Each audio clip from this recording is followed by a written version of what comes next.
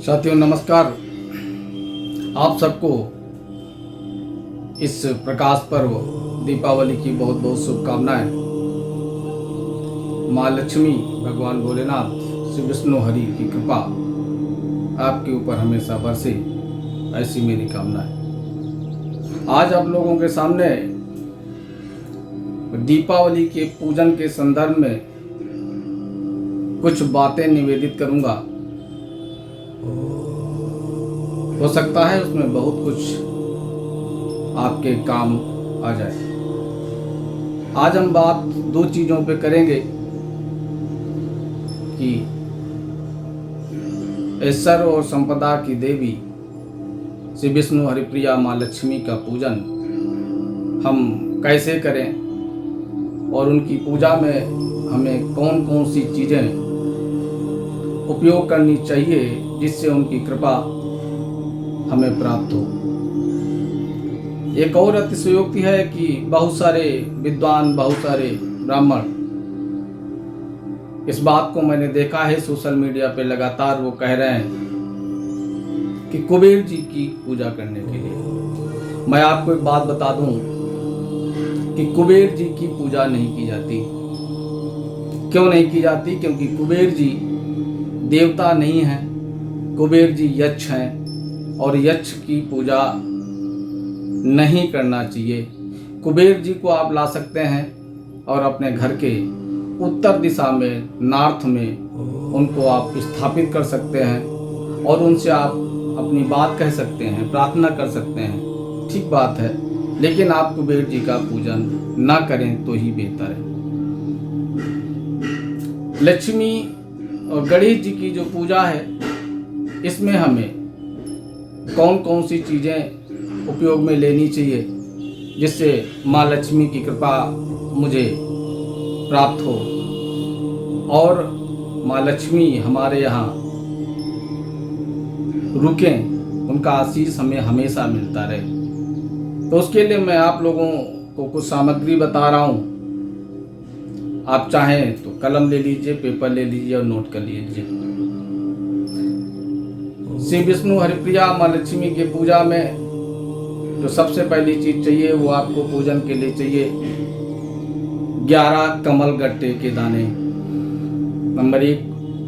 Number 2, 7 हल्दी की गांठ, नंबर 3 केसर, नंबर 4 5 गोमती चक्र, नंबर 6 11 पीली कौड़ी। अगर पीली कौड़ी ना मिले तो आप उसको हल्दी के जल में डाल करके पीला कर सकते हैं। नंबर 7 थोड़ा सा शहद, नंबर 8 पीली सरसों या पीली राई जिसको बोलते हैं, नंबर 9 एक छोटा सा सोने का टुकड़ा, नंबर 10 एक छोटा सा चांदी का टुकड़ा, नंबर 11 थोड़े से पीले चावल और चांदी का एक सिक्का। इसके अलावा जो माँ लक्ष्मी को अति प्रिय है वो कमल का पुष्प है। ये सब चीज़ें रख कर के इस दिवाली अगर आप माँ लक्ष्मी जी को अर्पण करेंगे और उनका विधि विधान से पूजा करेंगे तो आप देखेंगे कि आपके जीवन में श्री विष्णु हरिप्रिया माता लक्ष्मी का आशीष कैसे बरसता है। एक चीज़ और, आप किसी भी दुकान से 11 हकीक एक पत्थर होता है, बहुत सस्ता होता है, उसको ले आइए, उसको माँ लक्ष्मी की पूजा में सम्मिलित करिए, अर्पण करिए और दूसरे दिन सुबह इन 11 हकीकों को उठा करके और आप अपने घर में कोई क्यारी या कोई गमले में इसको गाड़ दीजिए। ये एक ऐसी विधा है जो शास्त्रगत है, जो शास्त्रों में बताया है कि हकीक अगर माँ लक्ष्मी के अर्पण करने के बाद में अगर किसी कच्ची जगह में आपके घर में स्थापित हो गया है तो मान के चलिएगा कि ये क्रिया आपको स्थायित्व देने में बहुत कुछ अपना रोल निभाती है। अब दीपदान के बारे में हम लोग कुछ बात कर लेते हैं। इस दिन माँ लक्ष्मी के सामने हम पूजा करते हैं, दीपक प्रज्वलित करते हैं, तो साथ में हमें ये नहीं भूलना चाहिए कि हमको पूजा करने के उपरांत एक दीपक आंवला, कोई अगर पेड़ आसपास खड़ा हो तो उसके नीचे, एक दीपक बेल का अगर कोई पेड़ आसपास खड़ा है तो उसके नीचे, एक दीपक वट वृक्ष अगर कोई आसपास आपके खड़ा हो तो उसके नीचे, और एक दीपक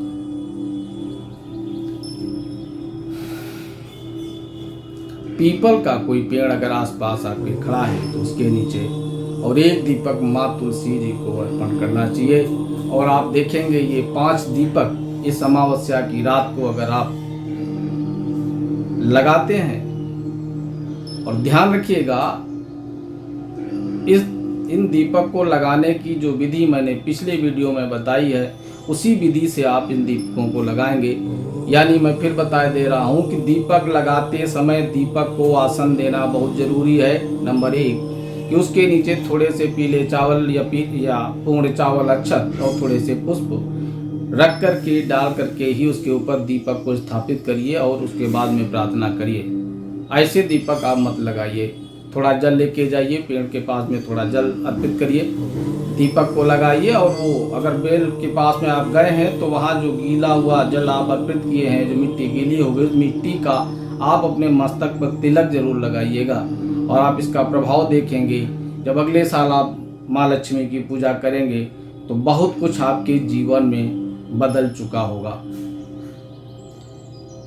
इस दिवाली आप लोगों के लिए एक अलग की चीज मैं बताने जा रहा हूं, और इसको अब मैं चाहूंगा कि आप लोग अपनी पूजा में जरूर सम्मिलित करें कि माँ लक्ष्मी और गणेश की पूजा करने के बाद आप वहां पर बैठ के, अगर आपको संस्कृत आती है, आप पढ़ लेते हो, तो ललिता सहस्त्र नाम का पाठ आप जरूर करिएगा। ये एक ऐसी गुप्त चीज है जो बहुत लोग आपको नहीं बताएंगे, लेकिन मैं आपको बता रहा हूँ कि ललिता सहस्त्र नाम का पाठ करने से श्री विष्णु हरिप्रिया माता लक्ष्मी बहुत जल्दी प्रसन्न हो जाती हैं। अगर आप नहीं पढ़ सकते हैं, संस्कृत नहीं आती है, तो आप कमल गट्टे की एक माला ले लीजिए, और कम से कम 5 माला, अगर ना कर पाए तो कम से कम 1 माला जरूर आप श्री महालक्ष्मी नमः का जाप जरूर करिएगा। और इस तरीके से अगर आप इस दिवाली पे अपनी पूजा संपन्न करेंगे तो आप देखेंगे कि आपके जीवन में क्या लोग कहते ही थे या होता भी है, और आप इस बात के खुद गवाह बनेंगे कि माँ लक्ष्मी श्री विष्णु हरि की कृपा कैसे इस दिवाली से आपके ऊपर बरसना चालू हो जाएगी, कैसे आपका जीवन धन धान ऐश्वर्य से भरना शुरू हो जाएगा, और कैसे आप अपने जीवन में स्थायित्व प्राप्त करेंगे, और कैसे आपकी मनोदशा, मनोभाव और व्यवहार सब कुछ बदलना शुरू हो जाएगा। हैप्पी दिवाली, नमस्कार, प्रणाम।